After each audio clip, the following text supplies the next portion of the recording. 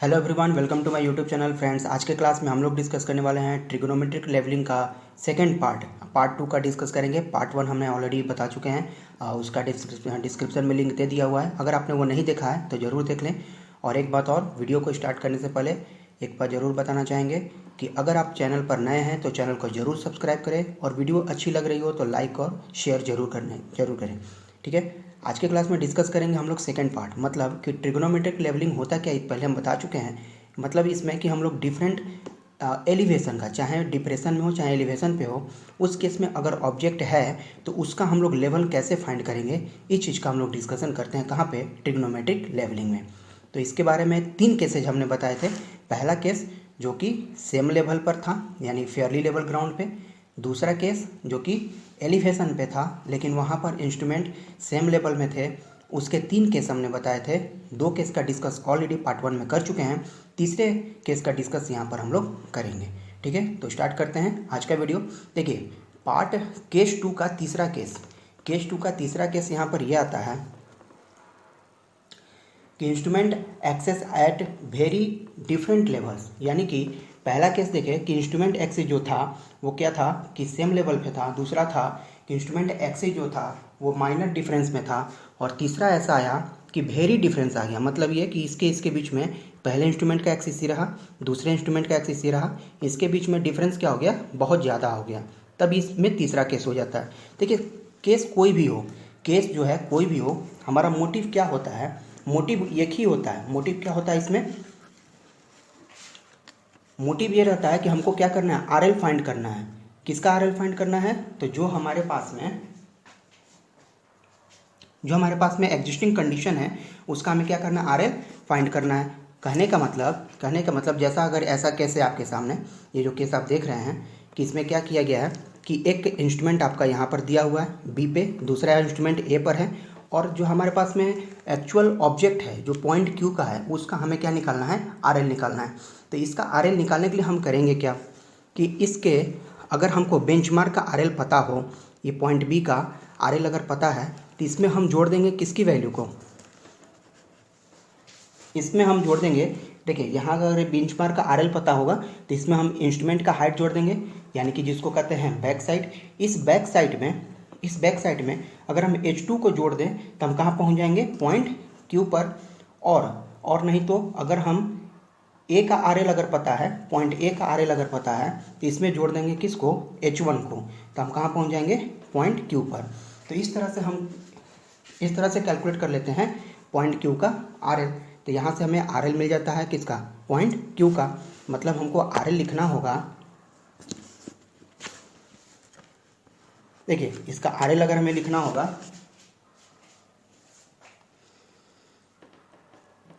RL of Q लिखना हो तो क्या लिखेंगे? या तो हमको आरएल पता हो ए का, प्लस हम जोड़ देंगे किसका? आरएल। तो यहाँ से H1 जोड़ देंगे तो हम कहाँ पहुँच जाएंगे? क्यू पे पहुँच जाएंगे। ठीक है, और अगर हमको आरएल पता हो बी का, आरएल अगर बी का पता है तो इसमें हमको क्या जोड़ना पड़ेगा? H2 जोड़ना पड़ेगा। तो हम कहाँ पहुँच जाएंगे? हम पहुँच जाएंगे पॉइंट क्यू पर। तो इस तरह से हम क्या निकालते हैं? आपको क्यू का आरएल पता हो जाता है। देखिए, क्वेश्चन में क्या दिया हुआ है ये पढ़ के समझना होगा। उसके बाद मोटिव हमारा सेम रहता है। क्या रहता है मोटिव? तो यहाँ पर आरएल फाइंड करना है किसके? ऑब्जेक्ट का। ठीक है, अब यहाँ से H1 H2 कैसे कैलकुलेट करेंगे?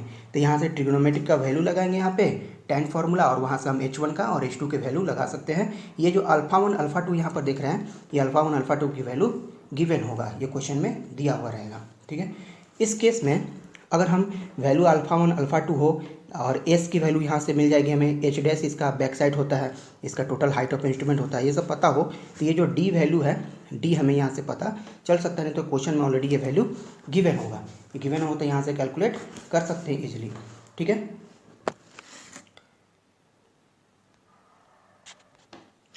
बात करते हैं हम अपने तीसरे केस की, जो आखिरी केस है।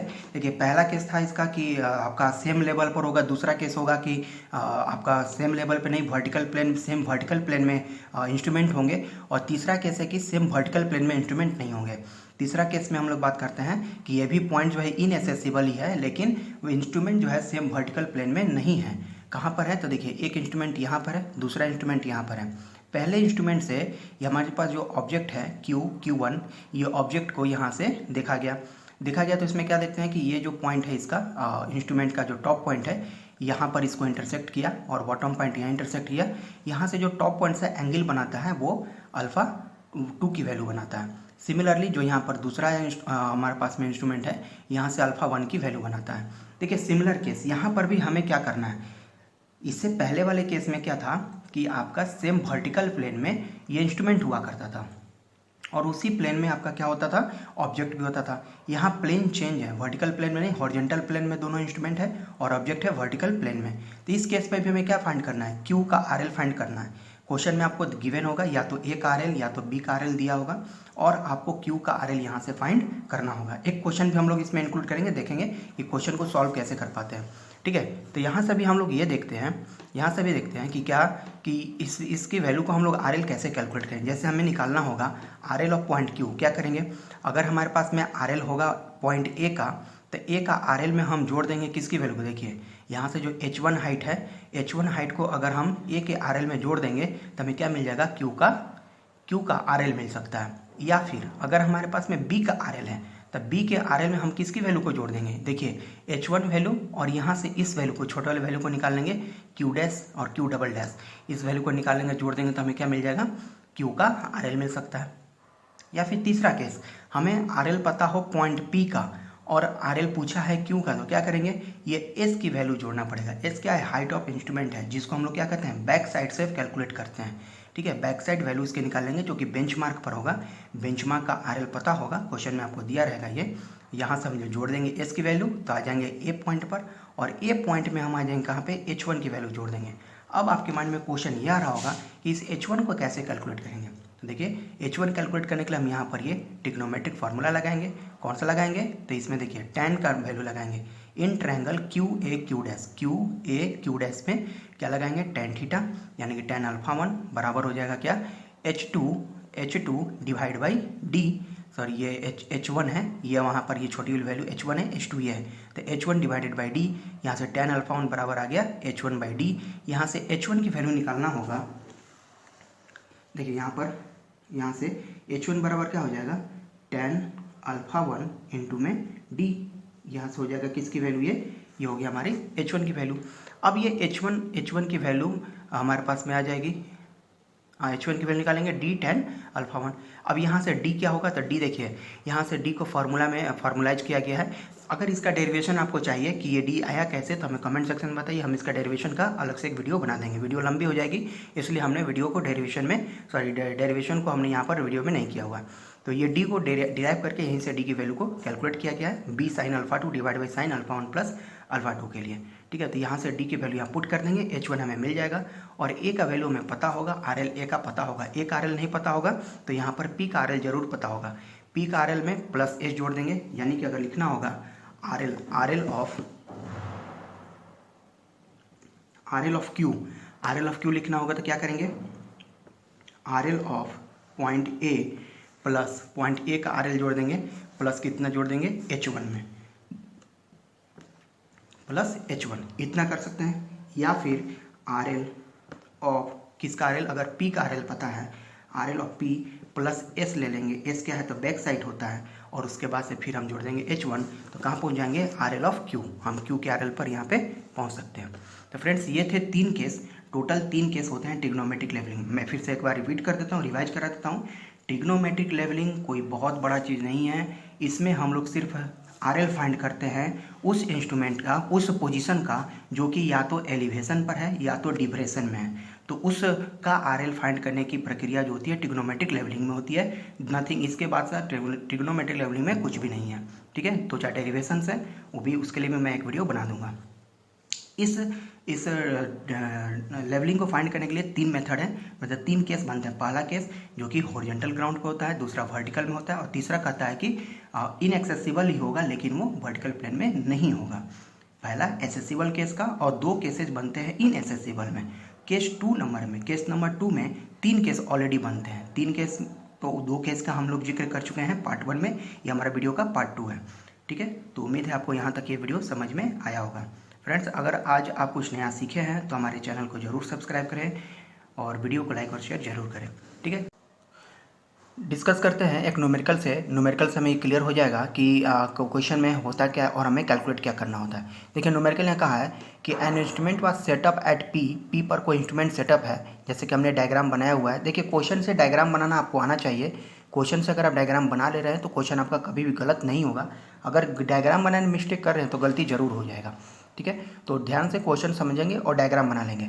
N instrument was set up at P and the angle of elevation, देखिए एंगल ऑफ एलिवेशन दिया है, इंस्ट्रूमेंट को कहाँ हमने सेटअप कर दिया पॉइंट पी पर, और एंगल को एंगल ऑफ एलिवेशन मतलब ऊपर की तरफ में कितना है टू ए वेन, वेन है कोई 4 metre above the foot of the staff held at Q, इस स्टाफ को हेल्ड किया गया है, इसके पोजीशन यहाँ मान लेते हैं क्यू, और यहाँ कहता है कि इसके फुट से 4 मीटर अबव, यानी कि इसकी डिस्टेंस हमें हाइट जो है ये 4 मीटर दिया हुआ है, 4 मीटर से ऊपर का इसका एंगल ऑफ एलिवेशन बनता है 9 डिग्री 30 मिनट का। The horizontal distance between P and Q आज नोन टू बी 2000 मीटर, यानी इस पी से क्यू के बीच की जो दूरी है ये कितना है 2000 मीटर का है। देखिए यहाँ पर 2000 मीटर हमने यहाँ पर मेंशन किया हुआ है।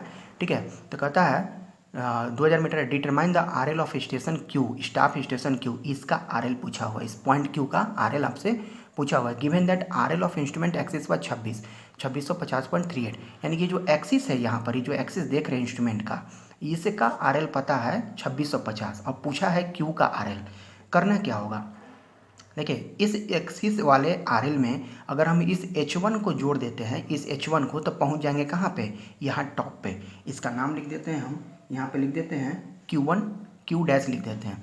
अगर हम इस एक्सिस में आर एल को जोड़, इस आर एल को H1 जोड़ देंगे तो कहाँ पहुँच जाएंगे, Q1 पे पहुँच जाएंगे, और इस Q1 में से 4 को घटा देंगे तो कहाँ आ जाएंगे, Q पे आ जाएंगे। बस इतना ही काम करना है। तो आर एल ये पता है, H1 निकाल लेते हैं। H1 निकालने के लिए क्या करेंगे, देखिए Q डैश ए और यहाँ का कोई नाम दे देते हैं, तो इस ट्रायंगल के यहाँ जो ट्रायंगल होगा, यहाँ मान लिए Q डबल डैश, यहाँ जो ट्रायंगल होगा इस ट्रायंगल में हम लगा देते हैं कौन सा, tan थीटा। tan थीटा लगा देंगे, क्या हो जाएगा H1 डिवाइडेड बाई ये 2000 हो जाएगा, यानी कि हमको यहाँ से H1 की वैल्यू निकल जाएगी कितनी, tan अल्फा, tan यानी कि अल्फा की जगह लिखते हैं तो कितना 9 डिग्री 30 मिनट बराबर क्या हो जाएगा H1 बट्टा में ये वैल्यू कितना है 2000 का। ठीक है, समझ में आ रहा होगा उम्मीद है। तो यहाँ से हमें H1 मिल जाएगा कितना 2000 का मल्टीप्लाई कर देंगे tan 9 डिग्री 30 मिनट का, ये हमें वैल्यू मिल गया H1 का। अब देखिए यहाँ पर एक करेक्शन होता है, कर्वेचर करेक्शन, रिफ्लेक्शन करेक्शन, दोनों को जोड़ते हैं तो बनता है कंबाइंड करेक्शन। ठीक है, तो उस करेक्शन को यहाँ पर अप्लाई कर देंगे, अप्लाई करेंगे करेक्शन को, यानी कि C बराबर होता है apply combined correction 0.0673 D square. ठीक है, ये डी वही डिस्टेंस होता है और ये किलोमीटर में होता है, तो 2000 मीटर है, किलोमीटर में रखेंगे तो कितना होगा 2 किलोमीटर होगा।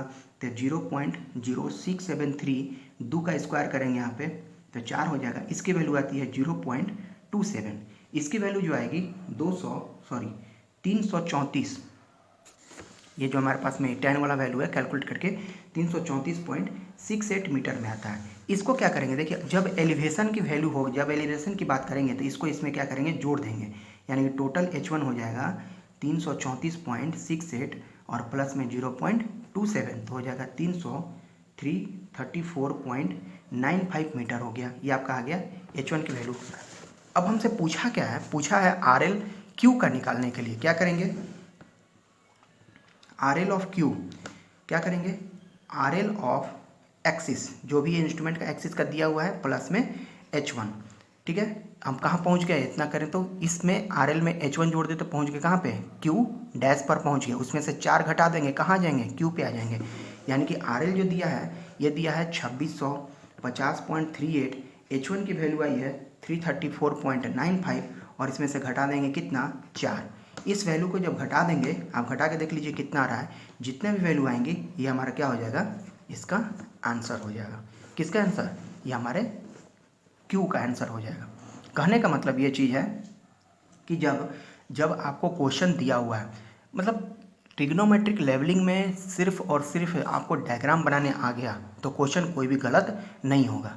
ठीक है, तो उम्मीद है आपको ये न्यूमेरिकल समझ में आया होगा, और अगर आप आज कुछ नया सीखे हैं तो हमारे चैनल को जरूर सब्सक्राइब करें, वीडियो को लाइक और शेयर जरूर करें। ठीक है, तो मिलते हैं नेक्स्ट क्लास में नए टॉपिक के साथ में। ट्रिग्नोमेट्रिक लेवलिंग का ये सेकंड पार्ट यहाँ पे समाप्त होता है।